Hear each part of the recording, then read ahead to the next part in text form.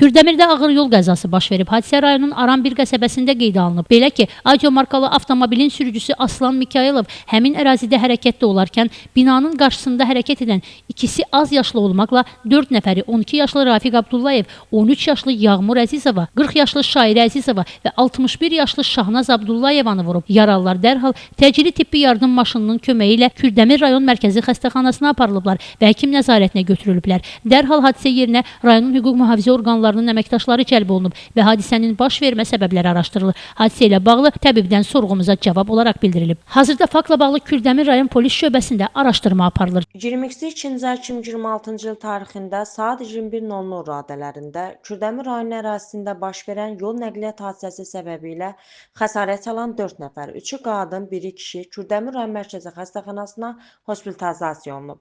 Onlara bədənin müxtəlif nahiyələrinin çoxsaylı travması diaqnozu təyin edilib.